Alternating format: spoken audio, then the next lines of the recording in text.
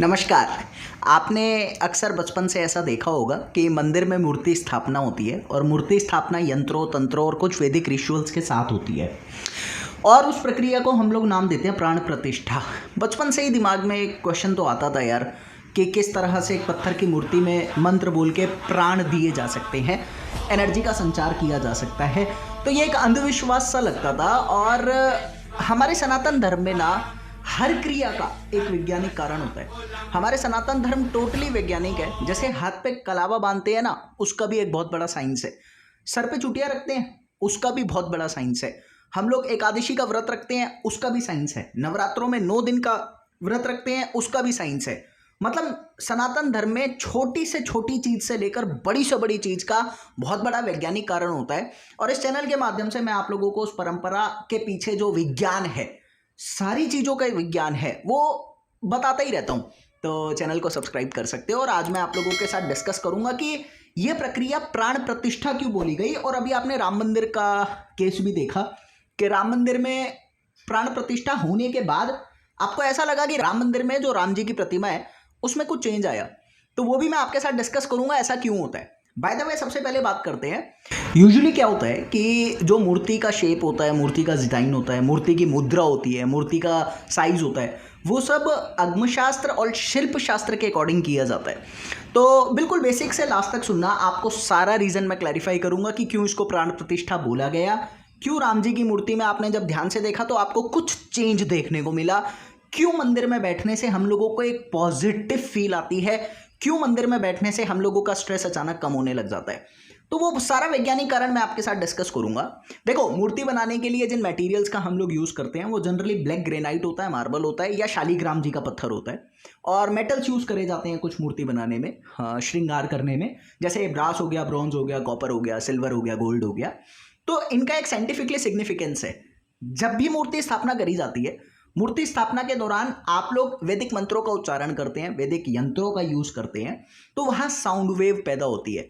वो sound wave आपके मूर्ति के मटेरियल को एनर्जाइज करती है, यानी दिव्य शक्ति का संचार करती है। और एनर्जाइज करने का मतलब है कि आपको पता है हमारी अर्थ पे सब कुछ इलेक्ट्रोमैग्नेटिक फील्ड से अफेक्टेड है। कोई भी आप बॉडी ले लो, हमारे चारों तरफ विद्युत चुंबकीय तरंगे घूमती रहती हैं। इवन प्रकाश, लाइट वेव भी एक विद्युत चुंबकीय तरंग है। तो जब हम लोग बोलते हैं तो ध्वनि तरंगे पैदा होती हैं। तो वो ध्वनि तरंगे हमारे मूर्ति के मटेरियल को एनर्जाइज करती है, मतलब उसकी इलेक्ट्रोमैग्नेटिक फील्ड को इंक्रीज करती है, उस पर इफेक्ट डालती है। और वो जो मेटल्स का हम लोग यूज करते हैं मूर्ति के अंदर, brass, bronze, copper, silver, gold का, वो हमारे साउंड वेव्स के साथ रिजोनेट होते हैं। रिजोनेट का मतलब होता है एक हो जाना। जैसे शिव और शक्ति एक है, तो वो एक हो जाना मतलब रिजोनेट होना। तो हमारी साउंड वेव्स उन मटेरियल की फ्रीक्वेंसीज के साथ रिजोनेट होती है और रिजोनेट होने के बाद हमारी साउंड वेव एम्पलीफाई होती है। एम्पलीफिकेशन का मतलब होता है जैसे माइक में हम कुछ बोलते हैं तो साउंड अचानक बढ़ जाती है, तो वो बढ़ोतरी जो है वो एम्पलीफिकेशन है। तो हमारी ध्वनि तरंगे मेटल की वाइब्रेशंस के साथ रिजोनेट होती हैं और एम्पलीफाई होती है। अभी फिजिक्स में एक लॉ आता है, black body radiation law. According to that law होता गया है कि वो परफेक्ट ब्लैक बॉडी या तो एनर्जी का एब्जॉर्ब करती है या रेडिएट करती है, यानी वो परफेक्ट ब्लैक ग्रेनाइट है। ब्लैक ग्रेनाइट एनर्जी एब्जॉर्बर भी होता है, एनर्जी को अपने अंदर स्टोर भी करता है और एनर्जी को रेडिएट भी करता है। अब इस पूरे फिनोमिना को समझना, देखो आप लोगों ने मूर्ति स्थापना करी, मूर्ति किसकी बनी है? ब्लैक ग्रेनाइट की बनी है। राम मंदिर का एग्जांपल लेते हैं। वैसे आप लोगों को मैं बता दूं कि ब्लैक ग्रेनाइट से बहुत सारी मूर्ति बनती है। जैसे आप लोग बांके बिहारी जी की मूर्ति देखो, ब्लैक स्टोन है। तिरुपति बालाजी की मूर्ति देखो, ब्लैक स्टोन है। राम मंदिर में ब्लैक ग्रेनाइट, ब्लैक स्टोन का यूज हुआ है। साउथ के बहुत सारे टेम्पल हैं, जैसे बृहदेश्वरा टेम्पल है, जैसे लक्ष्मी नरसिम्हा टेम्पल है, जैसे उत्तरा स्वामी टेम्पल है, एंड सो ऑन। बहुत सारे टेम्पल ब्लैक कलर के होते हैं। तो वो ब्लैक बॉडी रेडिएशन लॉ को मैं समझा रहा हूँ। जब आप लोग मंत्रों का उच्चारण करते हैं, जैसा मैंने बताया, आपके मंत्रों का जो साउंड वेव होता है वो साउंड वेव मटेरियल को एनर्जाइज करता है, यानी उसकी इलेक्ट्रोमैग्नेटिक फील्ड को बढ़ाता है। तो एनर्जाइज करता है, वो आपकी एनर्जी को एब्जॉर्ब कर रहे हैं, यानी चार्ज हो रहे हैं। और जो मेटल्स वहां पे हैं वो मेटल आपकी साउंड वेव्स को बढ़ाने का काम कर रहे हैं, तो जिससे आपकी मूर्ति के अंदर का मटेरियल एनर्जाइज हो रहा है।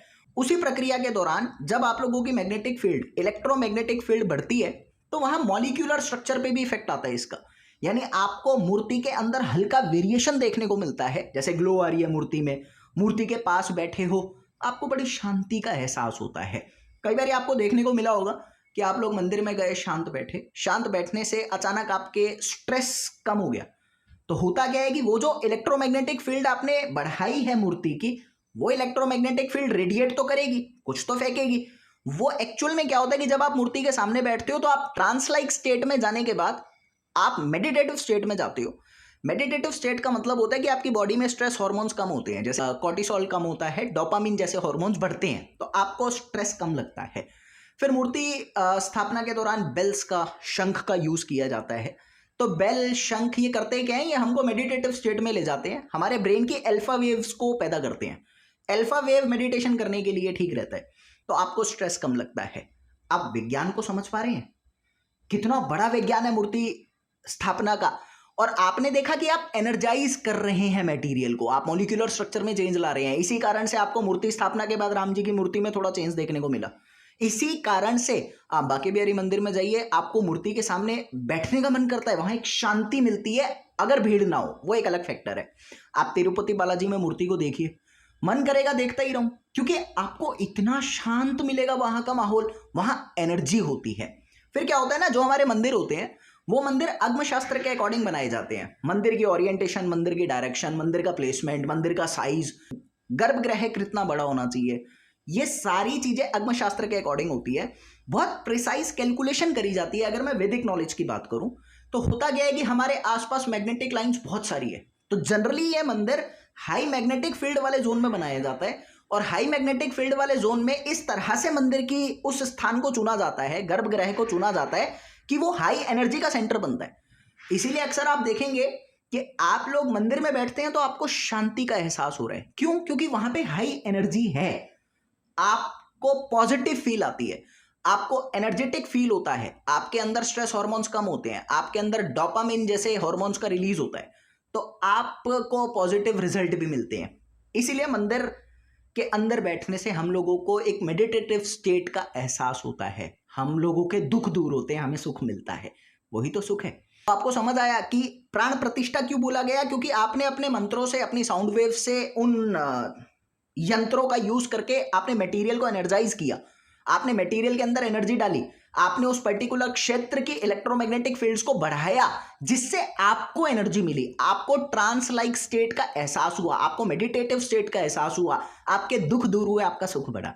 आजकल तो क्या है ना, सिलिकॉन की मूर्ति बना रहे हैं, रबड़ की मूर्ति बना रहे हैं, प्लास्टिक की मूर्ति बना रहे हैं। ऐसा नहीं होता था। हमारे शास्त्र के अकॉर्डिंग मूर्ति ब्लैक ग्रेनाइट, मार्बल, शालिग्राम जी की बनती थी। कारण मैंने आपको बताया। एक कारण और है, क्या होता है ना कि जो हमारा ब्लैक ग्रेनाइट है वो 5 एलिमेंट्स, हमारे air, water, fire, space and earth, हमारे 5 एलिमेंट का बैलेंस माना जाता है ब्लैक ग्रेनाइट को। इसीलिए भी ब्लैक ग्रेनाइट को एनर्जाइज करना आसान होता था, इसीलिए भी ब्लैक ग्रेनाइट का यूज करते थे मूर्ति बनाने में। आपने कई बार देखा होगा, एक रिचुअल और है हमारा कि हम अभिषेक करते हैं मूर्ति का।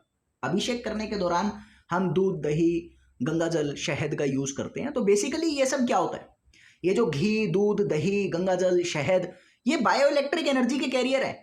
तो जब भी आप लोग मूर्ति के ऊपर इनको डालते हैं, एक तो मूर्ति को ऑलरेडी आपने एनर्जाइज कर रखा है, फिर ये बायो इलेक्ट्रिक चार्ज को आप मूर्ति के कांटेक्ट में ला रहे हैं, तो मूर्ति का इलेक्ट्रोमैग्नेटिक फील्ड और ज्यादा बढ़ता है।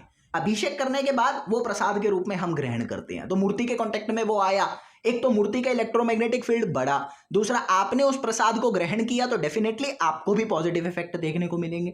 तो मूर्ति स्थापना सिर्फ स्थापना नहीं थी, प्राण प्रतिष्ठा एक्चुअल है। तो ये हमारे प्राण प्रतिष्ठा का एक नियम था हमारे वेद के अकॉर्डिंग, मूर्ति स्थापित करने का। बाय द वे, सनातन धर्म में ना छोटी से छोटी चीज का भी एक बहुत बड़ा वैज्ञानिक कारण है। वही वैज्ञानिक कारण मैं आपको बता रहा हूं सनातन धर्म के। तो इसलिए चैनल को सब्सक्राइब करना and please share this video to your colleagues, ताकि उनको समझ आए कि हमारा धर्म कितना बड़ा विज्ञान था।